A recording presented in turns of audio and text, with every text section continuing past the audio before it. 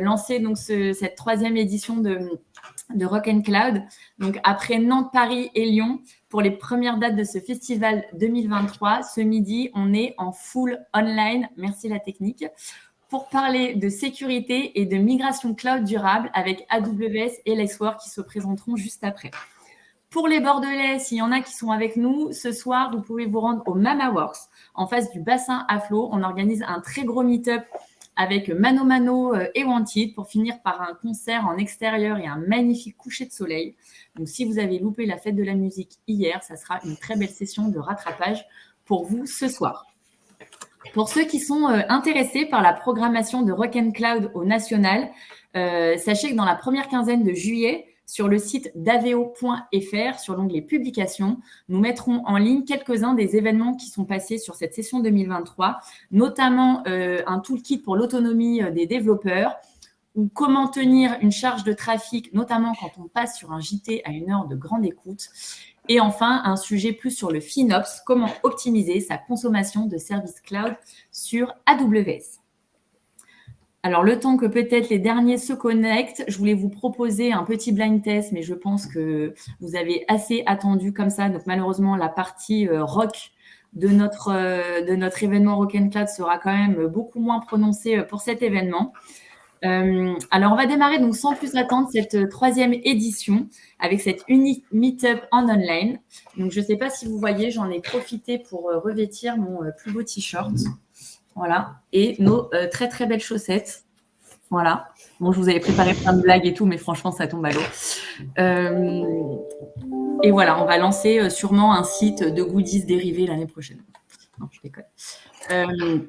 Alors, juste avant de présenter les speakers, pour ceux qui ne connaîtraient pas Daveo, on est un cabinet de conseil qui est spécialisé dans la tech, le cloud AWS et GCP et le product management. On est intégré au groupe Magellan Partners depuis environ 18 mois et au total, nous sommes 3000 collaborateurs. Daveo, nos agences, elles sont présentes à Paris, à Lille, à Lyon, à Bordeaux et à Nantes. Et nous sommes donc les créateurs de ce beau festival Rock and Cloud. Je vous assure, en présentiel, c'est un autre niveau. Pour la petite histoire, on a démarré en 2021 uniquement en online parce que c'était une énième vague de Covid avec une dizaine de meet-up. Et depuis 2022, notre festival fait un petit tour de France avec un stop dans les villes où on est présente avec nos agences.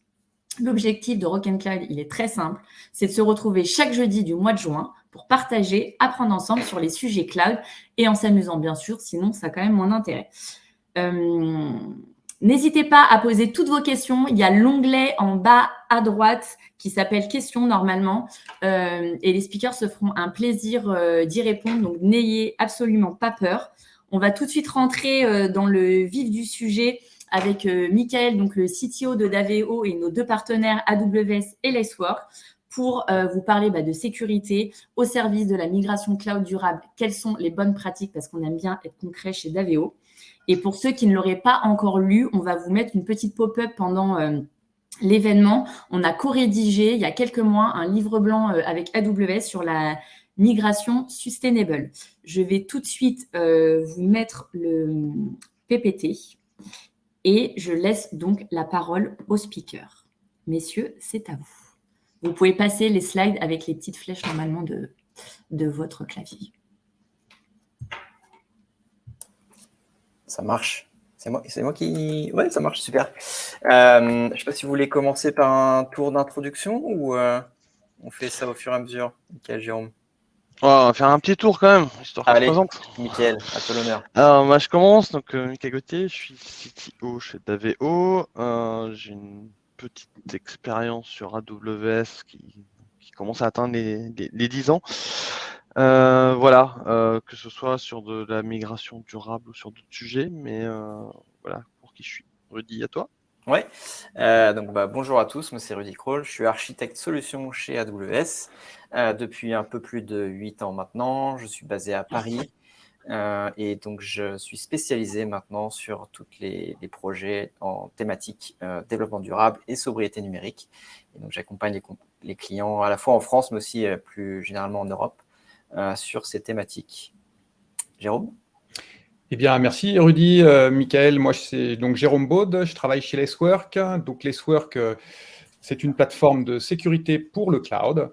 Mon parcours personnel, c'est d'avoir démarré dans des technologies autour du cloud, notamment Docker, il y a quelques années, où j'ai pu voir l'adoption des technologies autour des containers et des plateformes d'orchestration. Et puis ensuite, HashiCorp, qui est aussi une société qui travaille sur des solutions pour faciliter l'usage du cloud. Et donc aujourd'hui, en fait, moi, je m'intéresse aux problématiques de sécurité et qui, vous allez voir, ont, à mon avis, un lien avec l'aspect sustainabilité, développement durable. Très bien. Je propose du coup démarrer la présentation. Donc, avant qu'on rentre dans le vif du sujet de quelles sont les bonnes pratiques à appliquer sur AWS pour réduire l'empreinte environnementale de IT sur AWS. Et donc ça, c'est ce que Michael va vous expliquer. Et ensuite, Jérôme va vous expliquer là aussi comment dérisquer les projets de migration cloud sur AWS et puis comment aussi s'assurer de la bonne mise en œuvre des bonnes pratiques de durabilité sur AWS dans le temps. Avant tout ça, donc, je vais revenir sur quelques fondamentaux, sur notamment répondre à la question pourquoi AWS est aujourd'hui un des meilleurs drivers, un des meilleurs facteurs, on va dire, pour pouvoir réduire l'empreinte environnementale IT. Et donc, à travers tout ce qui peut être fait, les investissements, la stratégie côté Amazon et AWS, des principaux faits. Et puis, de vous expliquer un peu quels sont les différents éléments, services, accompagnement qu'on propose pour accompagner les clients. Donc pour démarrer, simplement donner un peu de hauteur et d'historique, on va dire, sur la stratégie Amazon au sens large sur le domaine de la durabilité. Donc vous l'avez déjà peut-être probablement entendu auparavant. Donc en 2019, Amazon a lancé The Climate Pledge en partenariat avec Global Optimism, qui est fondé par Christina Figueres, qui n'est autre que ce qu'on peut considérer comme l'architecte des accords de Paris de la COP21. Et donc, ce Climate Pledge, dans le cadre de ce Climate Pledge, Amazon s'engage à atteindre les zéro émissions nettes de carbone d'ici 2040, c'est-à-dire 10 ans avant les objectifs fixés par les accords de Paris, qui étaient donc 2050. Climate Pledge, c'est aussi l'objectif, n'est pas uniquement de définir les objectifs d'Amazon, mais c'est aussi de pouvoir attirer toute une communauté, un écosystème d'entreprises pour pouvoir aussi mieux collaborer, mieux définir lancer des projets stratégiques innovants qui ont vocation à non pas définir des solutions locales, mais vraiment beaucoup plus systémiques, puisqu'on le sait, sur le domaine de la durabilité, généralement, on va travailler sur des logiques qui concernent l'ensemble de la chaîne de valeur sur toutes les industries, transport, agriculture, etc., etc. Donc, l'objectif aussi, c'est de rassembler toute une communauté d'entreprises dans le cadre de ce Climate Pledge. Autre élément important d'engagement, on a annoncé un fonds d'investissement pour accompagner des entreprises au développement de nouvelles solutions. Donc avec le Climate Pledge, donc 2 milliards d'euros d'investissement pour accompagner encore une fois les entreprises qui vont développer des nouvelles solutions innovantes en lien, là, cette fois-ci, avec les enjeux Amazon en termes de transport, de logistique, d'optimisation énergétique, etc., etc. Autre engagement fort et qui, là, concerne beaucoup plus spécifiquement AWS, c'est l'objectif d'atteindre 100% des consommations énergétiques pour l'ensemble du groupe Amazon par des énergies renouvelables, donc à horizon 2025. Donc aujourd'hui, on n'a pas encore atteint ces 100%. En 2021, on avait atteint 85% d'énergie renouvelable pour alimenter l'ensemble des opérations Amazon au sens large, sachant qu'on partait de 42% en 2019. Donc il y a des investissements qui ont été extrêmement forts, massifs, pour déployer de nouvelles capacités renouvelables.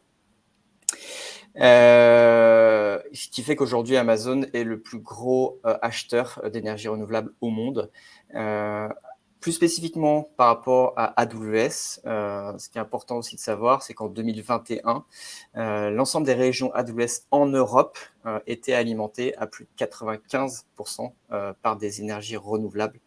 Donc ça peut être aussi un des éléments qu'on va le voir par la suite, la sélection, le choix de la région AWS, et notamment le fait qu'elle soit alimentée par du renouvelable va être à prendre en considération dans la façon de concevoir les applications, les architectures sur AWS.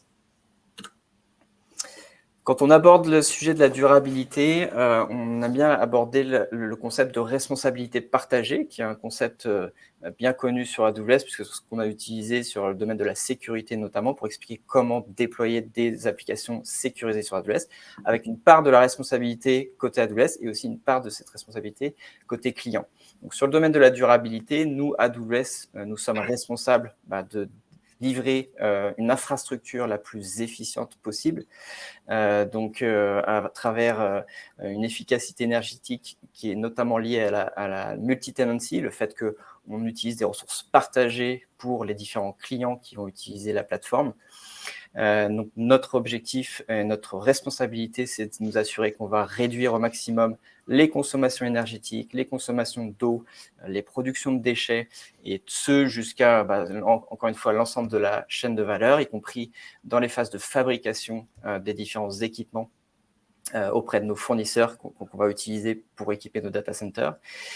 Et vous, en tant que client, donc, vous êtes responsable de vous assurer que vous allez aussi utiliser les services AWS de la manière la plus efficiente possible, c'est-à-dire réduire au maximum le nombre de ressources que vous allez allouer pour déployer et faire tourner vos applications. Donc, réduire le nombre de ressources et maximiser l'utilisation de ces ressources, c'est-à-dire vous assurer que les ressources allouées ne vont pas être utilisées à 20, 30, 40%, mais vraiment à leur pleine capacité, pour là aussi vous assurer qu'il n'y aura pas de gâchis en termes de consommation énergétique notamment. Donc, on va rentrer beaucoup plus dans le détail sur cette partie-là avec les bonnes pratiques que Michael va vous expliquer par la suite. Côté AWS, donc, quand on aborde, encore une fois, le sujet de la durabilité, il y a plusieurs façons de vous accompagner, plusieurs thématiques, on va dire, de projets, de sujets qu'on aborde avec nos clients. La première, ça va être le côté donc, durabilité du cloud et comment, en tant que client, vous pouvez bénéficier de cette efficacité énergétique de nos infrastructures, notamment à travers le fait d'aller migrer des applications existantes d'une infrastructure on-prem vers AWS. Je vais y revenir par la suite, mais c'est aujourd'hui un des principaux leviers, on va dire, qui va permettre à une entreprise de réduire l'empreinte environnementale de son IT. C'est bien en allant migrer des applications vers le cloud, vers AWS.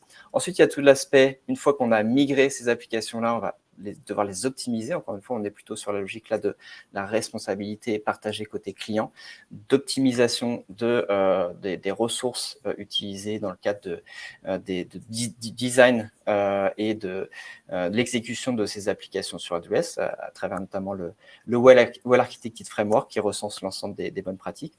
Et après, il y a un autre pan d'accompagnement client qu'on fait qui va plutôt accompagner les clients sur le développement de nouvelles solutions digitales qui ont vocation, là, cette fois-ci, non pas à réduire l'empreinte environnementale IT, mais plutôt de voir comment est-ce qu'on va utiliser l'IT et la technologie digitale pour aller décarboner d'autres pans des activités métiers, que ce soit dans le transport, dans l'agriculture, etc., qui souvent sont des solutions qui nécessitent une meilleure surveillance, une meilleure surveillance à travers la collecte de données nécessaires, de l'analytics, potentiellement de l'intelligence artificielle, qui vont permettre de mieux aiguiller les décisions au quotidien pour pouvoir, encore une fois, réduire et optimiser l'existant, mais aussi transformer, on va dire, le business model de l'entreprise.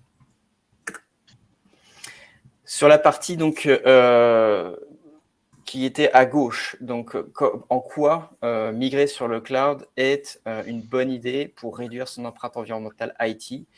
Donc là, je vous invite à lire beaucoup plus en détail, parce que là, j'ai très peu de temps pour rentrer dans les détails, mais je vous invite, si vous êtes intéressé par ce sujet, à lire en détail ce papier de recherche de 451 Research, qui a fait une étude en Europe, spécifiquement sur 300 clients, donc 300 infrastructures on-premise réparties un peu partout en Europe, d'évaluer l'efficacité énergétique de ces data centers et de les comparer avec l'efficacité énergétique d'AWS.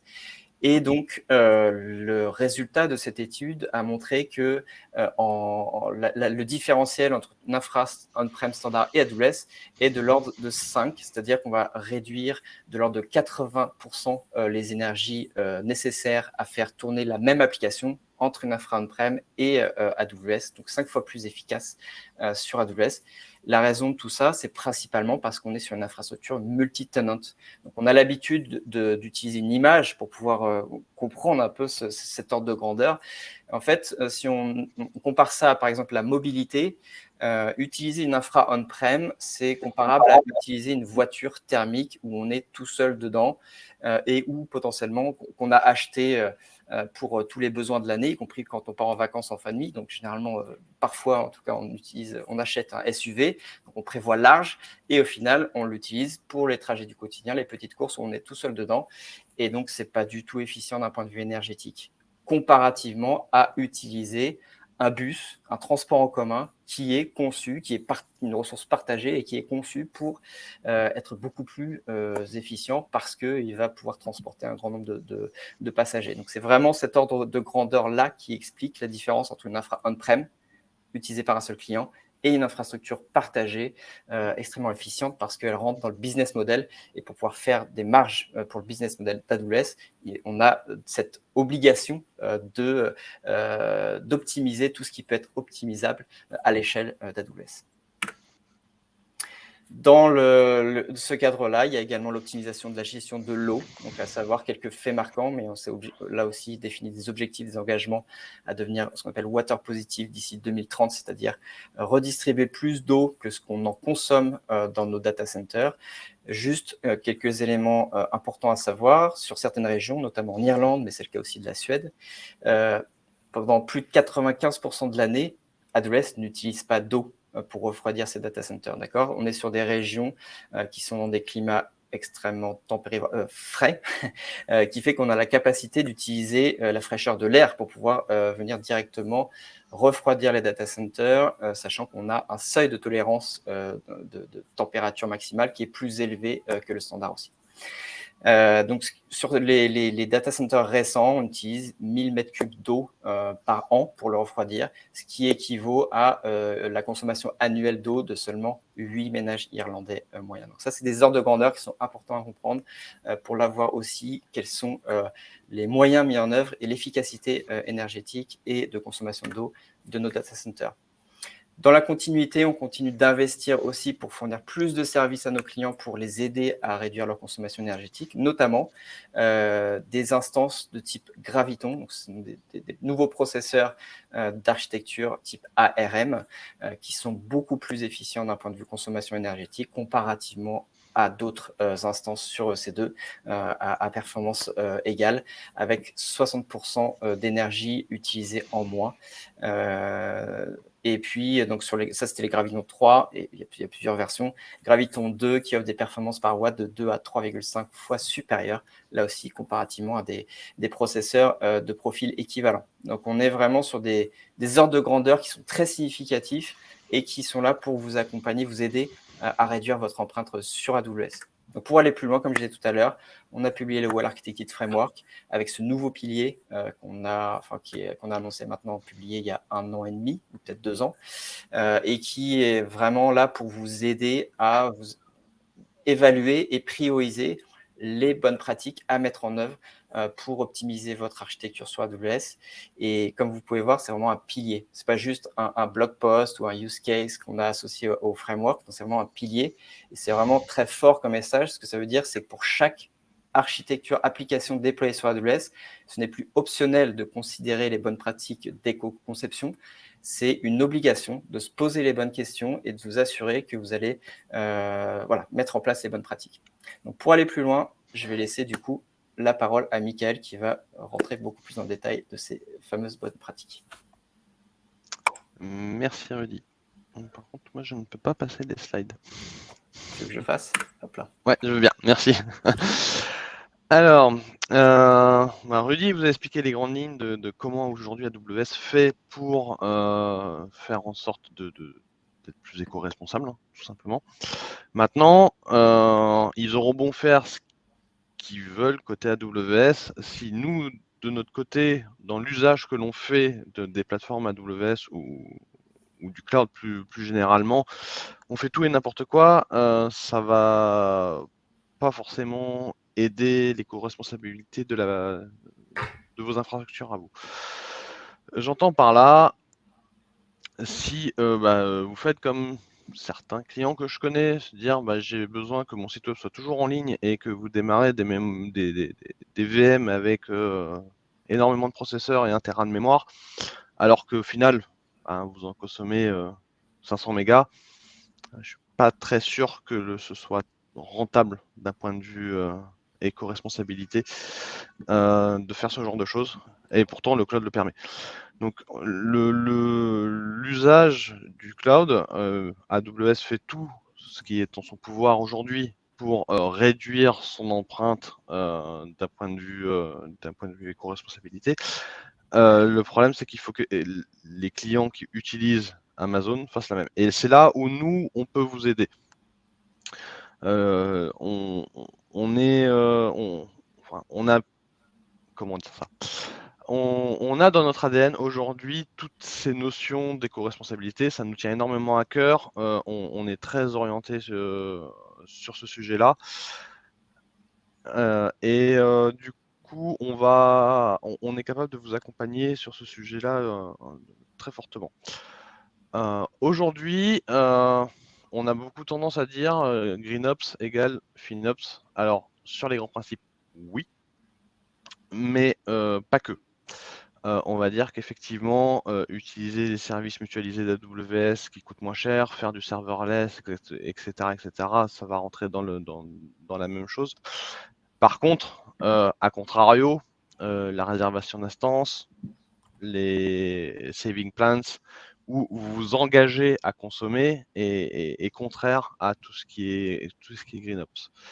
Il faut savoir, à partir du moment où vous dites je vais consommer, alors que vous n'êtes pas sûr que vous allez le faire au final, ça implique que AWS derrière met à disposition des ressources au cas où que vous en ayez besoin, parce que vous les avez payées, et donc du coup consomme, forcément. C'est pas magique le cloud, à un moment il y a des ressources derrière, et si vous payez pour les avoir, forcément Amazon va les mettre à disposition pour être sûr que vous les ayez. Après, ils ont des plans derrière qui font que on pourrait rentrer en détail plus longuement sur un autre événement, mais qui font qu'ils arrivent à faire en sorte de les faire utiliser par d'autres personnes en attendant, etc., mais elles restent quand même là, elles restent quand même à disposition. Ensuite, quand vous mettez une application sur le cloud, il faut bien choisir son infrastructure. Est-ce que c'est une application qui, par exemple, va avoir des pics de charge ou va être tout le temps la même? Et il faut adapter aujourd'hui l'infrastructure à ce que l'application va réellement consommer au moment où elle en a besoin. On va parler d'autoscaling group, on va parler de containers quand c'est possible, on va parler de deux choses où on ne va faire en sorte d'avoir les ressources en ligne que au minimum du besoin de l'application elle-même.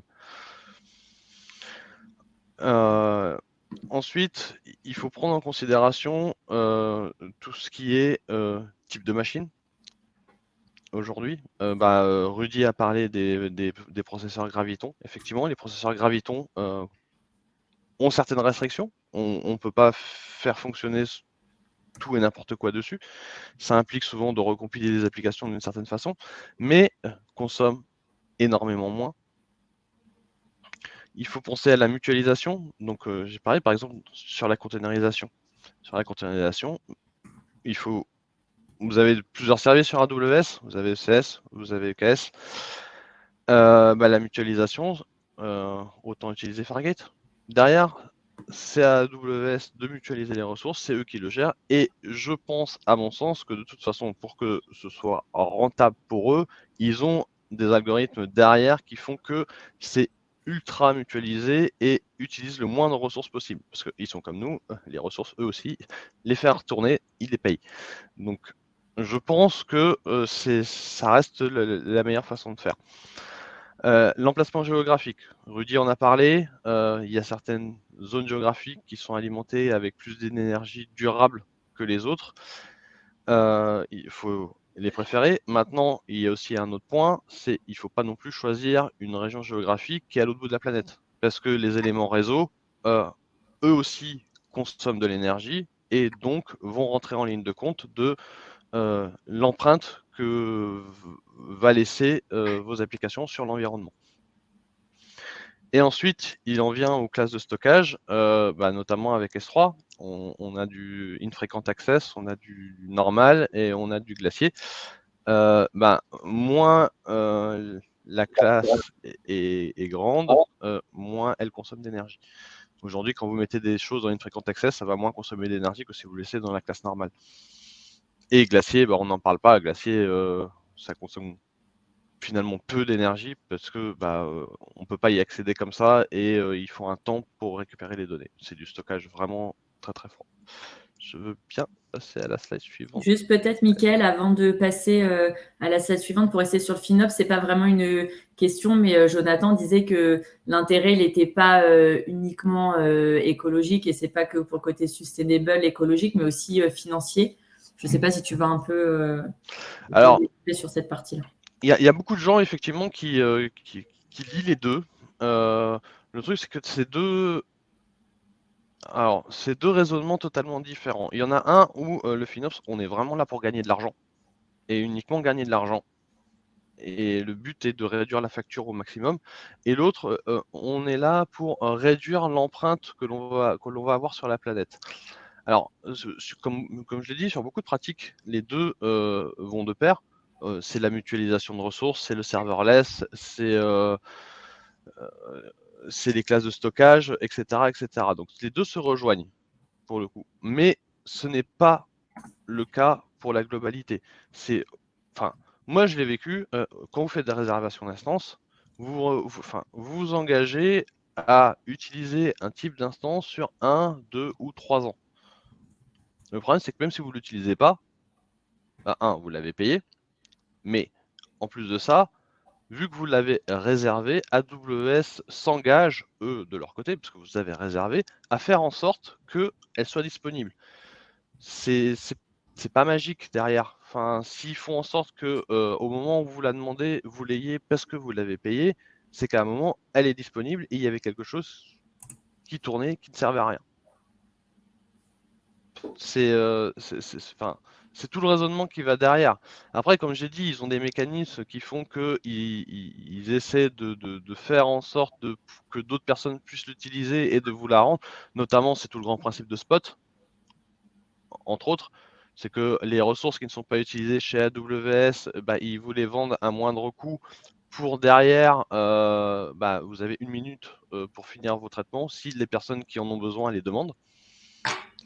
C'est ce genre de mécanisme. Mais il y aura toujours une partie de ressources qui ne seront pas utilisées, à mon sens. Après, je me trompe peut-être, Rudy, mais tu connais mieux que moi comment ça fonctionne. Mais à mon sens, à un moment, à partir du moment où il y a des instances réservées, il y a forcément une partie qui va être là, disponible, mais non utilisée.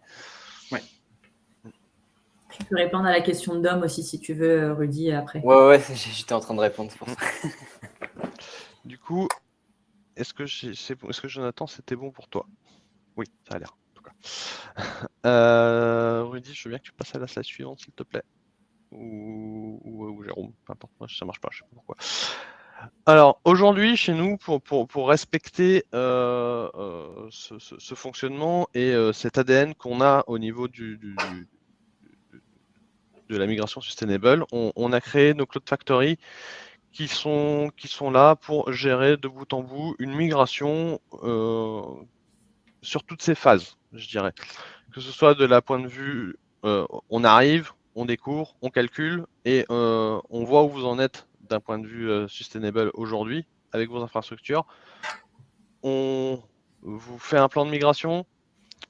Une fois que ce plan de migration est fait, on fait cette migration. On refait un calcul une fois à l'arrivée et on fait voilà. Vous étiez là aujourd'hui grâce à la migration qu'on a fait, vous êtes là.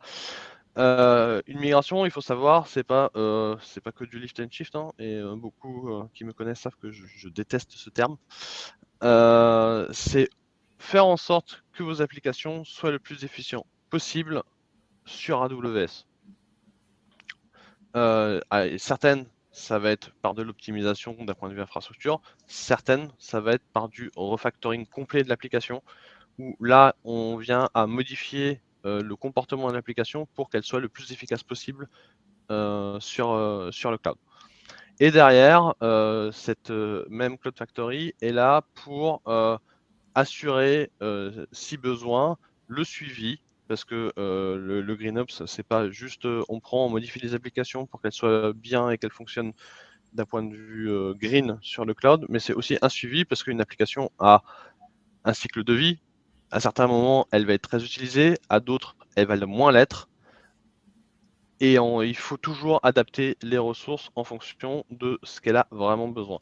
Moi, j'ai vu des applications où elles étaient très utilisées quand on les a migrées. Du coup, on a mis d'énormes instances, même si on a mis de l'autoscaling group derrière, etc.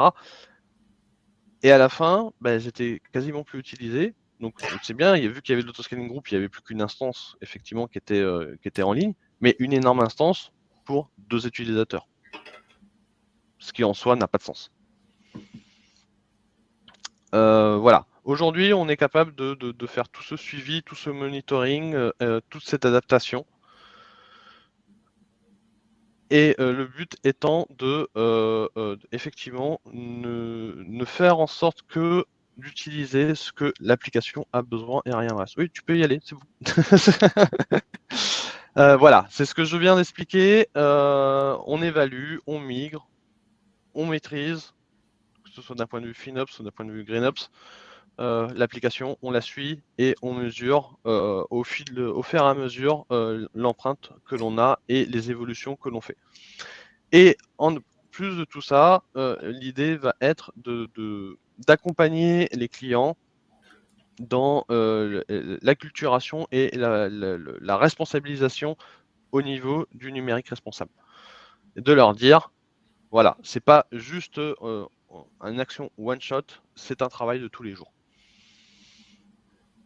Avant que tu passes à la suite, peut-être, Mickaël, comme dans la mesure où on parlait justement du Carbon Footprint Tool d'AWS, peut-être, si tu veux, Rudy, répondre à l'oral à la question de Domhnall. Ouais, parce que j'étais limité sur le nombre de caractères dans les réponses. Mais oui, effectivement, la recommandation. Donc, on a un Customer Carbon Footprint Tool, mais qui est assez limité au sens où on va pas avoir de feedback presque real-time, on va dire, entre les ressources allouées sur vos comptes AWS et donc cette métrique de CO2, parce qu'il y a un délai, déjà, il faut savoir qu'il y a un délai de 3 mois. Donc, vous aurez la capacité de voir quelles sont les émissions carbone liées à vos ressources AWS, mais par rapport à ce qui tournait il y a 3 mois.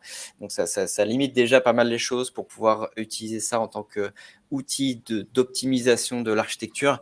Donc, nous, notre recommandation, c'est vraiment d'utiliser ce qu'on appelle des proxy metrics qui sont finalement basés sur des métriques qui sont déjà disponibles dans Cost and Usage Report, dans CloudWatch, sont publiés par l'ensemble des services AWS et qui représentent donc des utilisations de ressources AWS, donc le nombre de vCPU hours sur la partie compute ou le nombre de gigabytes alloués pour le stockage, etc.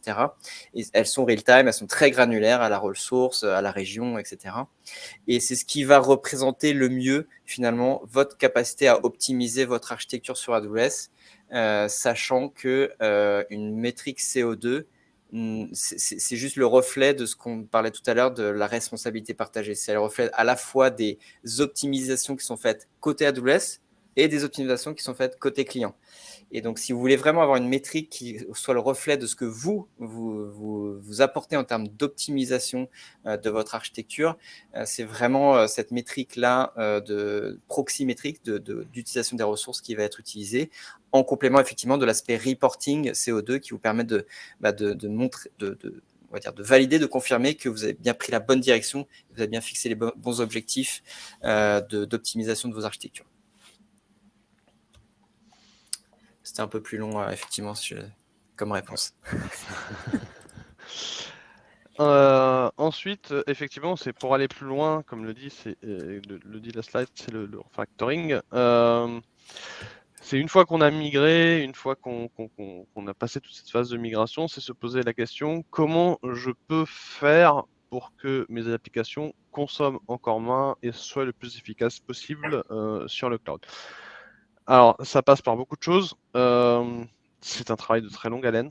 Je ne vais pas vous le cacher. Mais aujourd'hui, effectivement, pour qu'une application soit le plus optimisée aujourd'hui, que ce soit d'un point de vue consommation de ressources ou d'un point de vue financier aussi, c'est la transformer en microservice. Ça peut passer par du full serverless en la mettant sur Lambda, par exemple. Ou quand c'est pas possible, comme j'ai expliqué, c'est soit du ECS, soit du KS sur Fargate, qui est un service totalement mutualisé par AWS.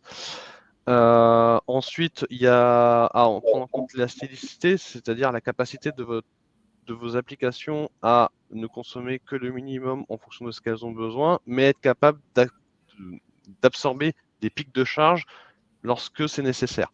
Donc pour ça, les ECS, EKS le gèrent très bien d'un point de vue container, mais quand on ne peut pas utiliser des containers, ça passe par Autoscaling Group avec des scaling automatiques sur des métriques qui sont révélantes pour votre application, que ce soit le nombre de connexions. Moi, dans mon cas, j'ai mis en place sur le nombre de messages en attente dans une file SQS, par exemple, où du coup, le nombre d'instances augmente pour absorber des charges qui vont arriver, mais redescend aussi automatiquement quand il n'y en a plus besoin. Ensuite, là où on peut agir, c'est sur le stockage. Alors, le stockage d'objets, j'ai pas mal d'exemples sur le sujet parce que j'ai bossé avec des clients assez tatillons, notamment sur leur historique. Mais aujourd'hui, il faut penser qu'il ne faut migrer sur le cloud que les données qui vous sont vraiment nécessaires. Migrer votre historique sur 30 ans, je pense que pour la plupart des personnes, des clients utilisant le cloud aujourd'hui, ils en acceptent de quoi? Allez, 10% de ces données-là au total. Je pense pas que ce soit vraiment révélant de tout migrer. Ensuite, il y a aussi le fait de les migrer et de les mettre dans des classes de stockage qui sont, comme je l'ai dit tout à l'heure, les bonnes. Rien ne sert de tout mettre en accès standard alors que vous allez de toute façon y accéder qu'une fois par an. Voilà, c'est ce genre de choses qu'il faut prendre en compte. Ensuite, au niveau de la puissance de calcul, comme je l'ai dit, il y a les lambda. Les lambda, c'est totalement mutualisé par AWS. Croyez-moi, on peut leur faire confiance pour que ce soit optimisé de leur côté. La containerisation, toujours le même principe. Pour pouvoir utiliser Fargate, qui est totalement mutualisé par AWS, et moi je leur fais confiance pour dire que c'est assez optimisé pour eux. Derrière, si les deux premières méthodes ne sont pas possibles, et la suite c'est l'autoscaling group, de faire en sorte de n'avoir que les bonnes instances au bon moment. Et enfin, si c'est possible, c'est le type de processeur, comme l'a dit Rudy, les processeurs Graviton sont quand même beaucoup plus optimisés d'un point de vue énergétique. Et quand il est possible de les utiliser, il faut les utiliser. Voilà, tout ça chez nous a été déjà expliqué, déjà écrit, et je vous invite, si vous voulez plus d'informations, à le télécharger dans le livre blanc qui a été coécrit avec AWS, où on reprend toutes ces informations et on rentre un peu plus dans le détail. Sur ce, on a expliqué pourquoi le cloud était plus sustainable. On vient d'expliquer comment aujourd'hui migrer vos applications et faire en sorte qu'elles soient le plus efficient possible sur le cloud. Maintenant, il reste une question à laquelle on n'a pas répondu. C'est comment on sécurise nos applications sur le cloud. Parce qu'à un moment, c'est bien de les migrer, mais il faut aussi faire en sorte qu'elles soient sécurisées. Et ça, je vais laisser la parole à Jérôme. Pour le coup, alors attendez, parce que moi je vois plus rien. Voilà. Pour vous expliquer aujourd'hui sa vision et de comment on sécurise une application dans le cloud. À toi, Jérôme. Merci, Michael, et merci, Rudy. Effectivement, donc maintenant, je vais vous parler un petit peu de sécurité et pourquoi, en fait, on parle de sécurité. On l'a déjà un petit peu évoqué, hein, Rudy et Michael l'ont un peu évoqué. Le cloud, pour nous, c'est une conviction, c'est un moyen de faire des économies, d'éviter du gâchis par rapport à ce qui se passait dans le passé avec son data center on-prem et ses serveurs qui bougeaient pas et qui étaient provisionnés, même si d'un point de vue opérationnel, on n'en avait pas besoin. Donc, ça part d'une conviction. Et franchement, ma conviction, elle est qu'il y a des économies énormes à réaliser et qu'on est en train de réaliser grâce à un certain nombre de technologies. Le cloud, le fait d'avoir ces accès à des services managés on-demand qu'on peut démarrer, qu'on peut arrêter quand on n'en a pas besoin, qui par ailleurs, derrière le rideau, font du partage de ressources avec des lambdas qui sont du coup sur des infrastructures partagées, avec donc du coup des économies d'échelle énormes, avec des containers, avec les containers qui peuvent du coup mutualiser les ressources serveurs. Et d'ailleurs, je vous ferai part de quelques anecdotes issues de mon parcours. Donc, j'étais chez Docker il y a une petite entre 5 et 10 ans, je ne me rappelle plus exactement, mais donc j'ai vu ce démarrage de l'adoption maintenant généralisée des containers, et puis chez HashiCorp où HashiCorp aide à l'adoption en fait des technologies du cloud. Et donc aujourd'hui, je suis chez Lacework puisque il y a une vraie problématique de sécurité. Et si on regarde ne serait-ce que le paysage de l'adoption du cloud en France, on va voir qu'il est grandissant, sans aucun doute. Tout le monde en est persuadé, tout le monde le voit, tout le monde voit que c'est un succès grandissant. Mais c'est un succès qui est encore limité par certaines industries. Je vais parler par exemple de l'industrie banque-finance, qui, par rapport à leur énorme consommation IT, eh bien, a une empreinte sur le cloud public qui reste modérée. Et pourquoi elle est modérée? Mais pour des problématiques de sécurité. Donc, pour moi, la première conviction et le premier driver qui va permettre d'aller vers un développement durable et vers des meilleures utilisations plus intelligentes des ressources IT, c'est de faciliter l'adoption du cloud. Et pour ça, il faut rassurer les utilisateurs, il faut rassurer les dirigeants d'entreprise par rapport à l'aspect sécurité du cloud. Et bien sûr, je ne vous le cache pas, le fait de migrer ces applications vers le cloud public, ça, et d'adopter bien sûr les nouvelles technologies. Je ne parle pas de faire que des instances EC2 comme on faisait il y a quelques années, mais vraiment d'utiliser les services à valeur ajoutée, eh bien, ça impose des nouveaux challenges de sécurité. Donc ça, c'est la nouveauté d'un point de vue technologique. Il y a véritablement un nombre important de challenges à traiter. Je vais essayer de passer, voir si moi je peux. Voilà, je peux.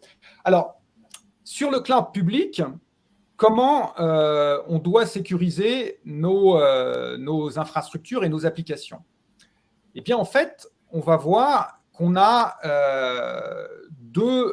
déjà deux grands sujets. Le sujet que j'ai mis en bleu clair, là sur la gauche, c'est l'identification des risques. L'identification des risques par opposition aux intrusions en rouge.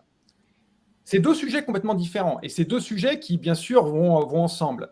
Mais il faut savoir que quand vous êtes un grand dirigeant d'entreprise et que vous avez vos équipes qui vous disent « Nous, on souhaite adopter AWS et on souhaite migrer ou démarrer notre nouveau projet applicatif sur AWS », eh bien, une des problématiques, c'est quels sont mes risques? Quel est le risque que je prends? Est-ce que vous pouvez m'indiquer ma posture de sécurité par rapport aux différents services applicatifs, aux différentes ressources que j'ai déployées dans mon account AWS? Et ça s'appelle le Cloud Security Posture Management, le CSPM. Et ça va permettre de dire, moi, j'utilise AWS avec un certain standard. Rudy l'a dit, il y a une responsabilité partagée entre ce que fournit AWS et l'usage qu'on en fait. Et c'est ce CSPM qui va vous permettre de veiller à ce que vous soyez compliant par rapport à un standard dans l'industrie médicale, par exemple, un standard comme le Center of Internet Security Benchmark, comme ISO 27001, comme SOC 2. Donc ça, ce sont des standards qui vont permettre de dire, vous voyez, moi, j'utilise AWS de cette manière et je respecte ce standard. Et je peux même respecter mon propre standard d'entreprise parce que chez moi, je décide que le standard doit être celui-ci et l'utilisation d'AWS doit être comme cela. Ça, c'est des risques. Ce n'est pas parce que vous ne respectez pas telle configuration sur un bucket S3 ou telle rotation de mot de passe sur un IAM que vous allez forcément vous faire hacker. C'est simplement que vous avez une configuration d'un ARN de ressources AWS qui est plus ou moins permissive. Peut-être que vous avez des users AWS qui ont eu aucune activité sur les 90 derniers jours. Et peut-être que ces users sont tout à fait encore accessibles. Peut-être que ça correspond à des personnes qui ont déjà quitté la société. Est-ce que vous avez une politique de gouvernance qui permet de les supprimer? C'est ça qu'on va essayer d'évaluer.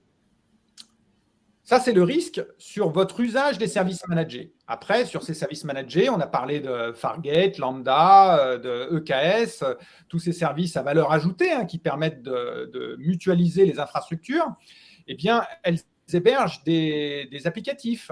Ces applicatifs, c'est du code des fois compilé, des fois même intégré au travers de containers Docker, qui potentiellement peuvent avoir des vulnérabilités. Des vulnérabilités qui sont découvertes à un moment donné, certaines fois publiées dans la communauté et notamment chez les hackers, avec une procédure d'exploitation. Pour dire, eh bien, si vous voulez tirer profit d'OpenSSL dans telle version et puis faire un remote code exécution sur vos serveurs, eh bien, voilà comment on fait. Eh bien ça, bien sûr, il faut essayer d'évaluer quels sont vos risques par rapport à ça. Et je peux vous dire qu'il y a un an, quand Log4j est arrivé dans toutes les stacks Java ou ELK et plein d'autres composants utilisaient ce Log4j, eh bien, les ciseaux de la planète ont été sommés d'avoir un plan de rémédiation et surtout d'identification des librairies qui étaient utilisées sur leur infra. Donc ça, c'est la vulnerability management et c'est l'identification des risques par rapport aux CVE qui sont présentes sur mon infrastructure. Et c'est l'identification des risques. Géraldine, je ne sais pas, tu voulais me dire quelque chose? Non, pas du tout. Tu peux continuer. Autant pour moi. Donc, cette partie, c'est l'identification des risques. Et puis ensuite, une fois qu'on a la connaissance de ces risques, la capacité d'observer, de visualiser ces risques, eh bien, l'étape d'après, c'est de comprendre si oui ou non quelqu'un profite de ces risques et si on fait face à une intrusion. Et l'intrusion, on peut encore la découper sur deux aspects qui, dans les attaques les plus modernes, sont liés. C'est l'intrusion au niveau du workload applicatif, c'est-à-dire vous avez déployé une application qui utilise Log4j, pour reprendre cet exemple qu'on reprend tout le temps. On est capable de faire un remote code exécution, donc d'exécuter du code arbitraire sur le serveur, par exemple le nœud EKS, qui exécute le pod qui lui-même a chargé Log4j. Et là, on exécute du code. Et là, on est capable de faire tout et n'importe quoi sur ce nœud, et notamment d'aller regarder quelles sont les identités AWS que porte ce pod ou que porte le nœud sous-jacent. Et là, on va être capable de faire un déplacement latéral au niveau du control plane AWS. Donc, éventuellement, faire un assume role. Et puis essayer de prendre une autre identité qui va avoir davantage de privilèges pour peut-être démarrer une région, pour peut-être, je ne sais pas moi, accéder à une base de données RDS. Donc ça, c'est d'autres éléments. Et encore une fois, les attaques les plus réalistes utilisent les deux. Donc ce CWPP, là, le Cloud Protection Platform, et la partie User Activity Monitoring, qui, en fait, est détectable grâce à l'analyse des audit logs d'AWS. Donc, je vous apprendrai pas que AWS a cette capacité d'activer des audit logs qui vont permettre de comprendre quels sont les accès qui ont été effectués sur mon account ou sur mes accounts AWS. Et grâce à l'analyse de ces accès, on va comprendre si d'un seul coup, eh bien, on a un comportement anormal. Par exemple, quelqu'un qui se connecte à la console d'AWS depuis une IP qu'on n'a jamais observée, depuis une région du monde qu'on n'a jamais observée, que cet accès est combiné à l'utilisation d'une région AWS qu'on n'a jamais observée et à un service AWS qu'on n'a jamais observé. Petit à petit, bon, alors là, je fais des cas un peu stéréotypés, mais c'est cette analyse qu'on va effectuer pour comprendre si on fait face à une compromission d'identité et si d'un seul coup, eh bien, on a un comportement qui s'éloigne du comportement nominal, légitime de nos applications ou de nos DevOps/SRE. Voilà ces grandes catégories. Je pourrais encore aller plus dans le détail, mais je vais m'arrêter là. Je vais vous donner maintenant deux anecdotes, deux cas d'usage en fait concrets à l'intérieur de ce landscape de use case de la sécurité. Le chiffre et notamment l'infrastructure as code. Moi, je viens d'HashiCorp, Terraform.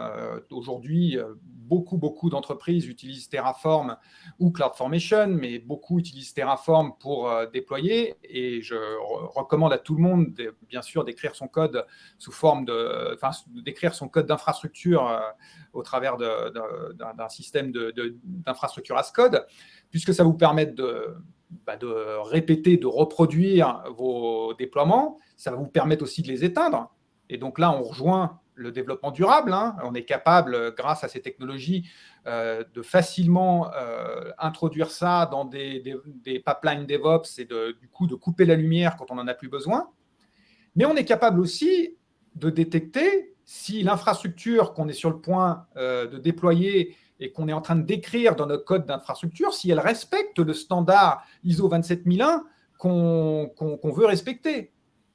On est capable aussi de dire, attention, chez nous, on préfère les instances Graviton plutôt que les M5 larges. Et surtout pour les environnements de développement, parce que franchement, c'est du gâchis d'utiliser des énormes instances sur des environnements de développement.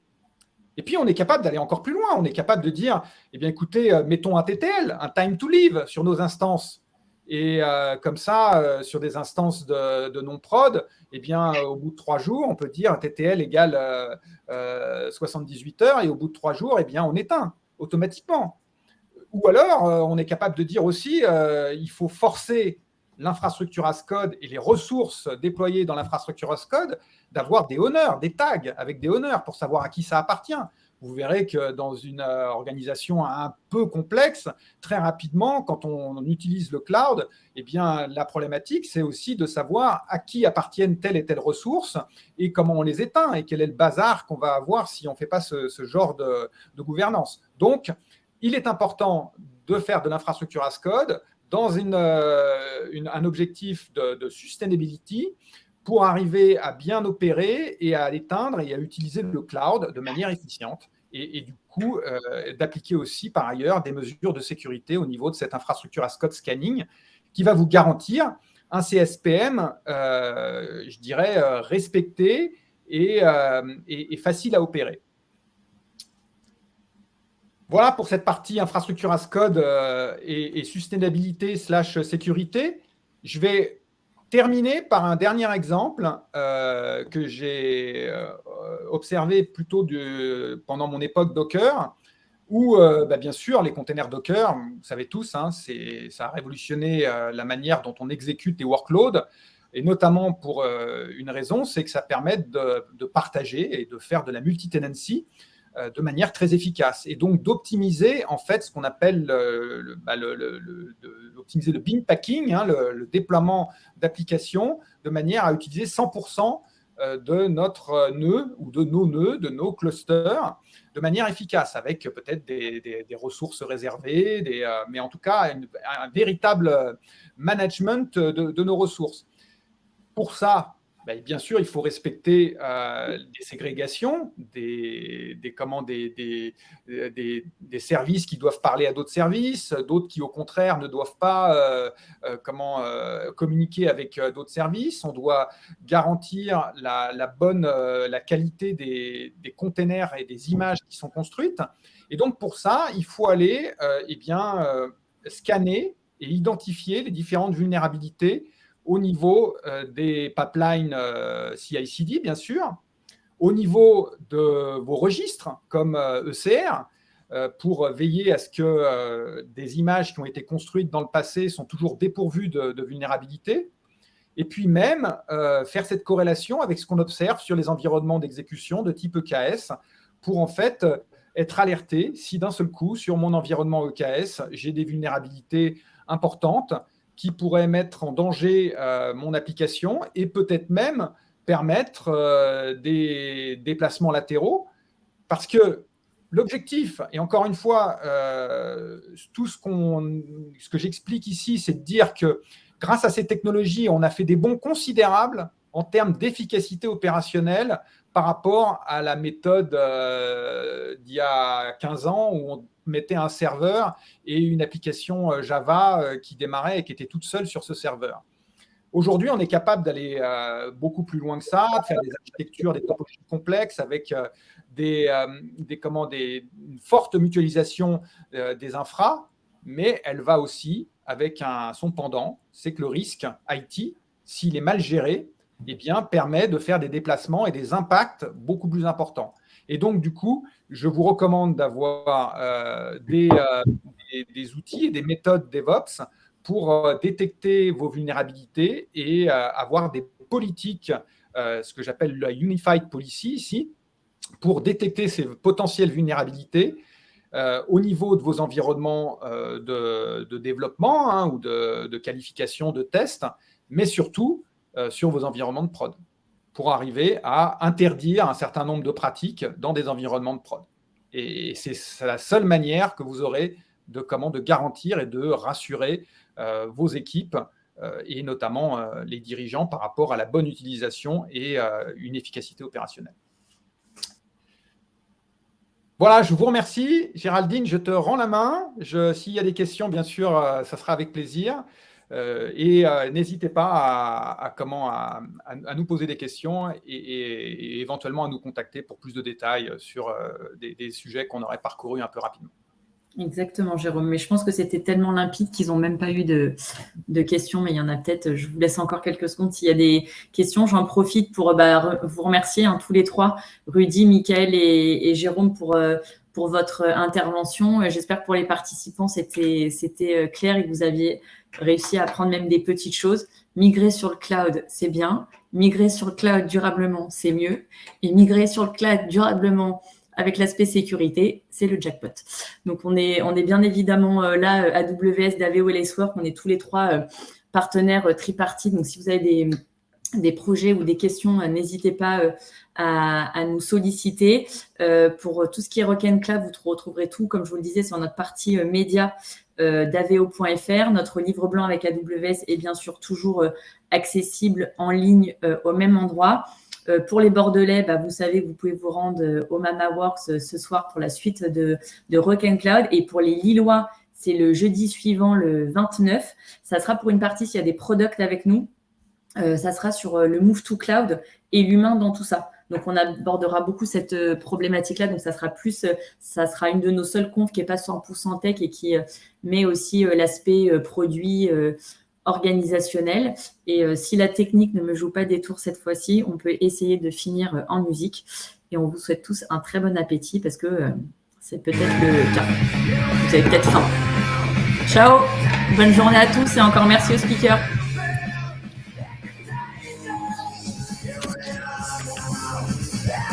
Yeah.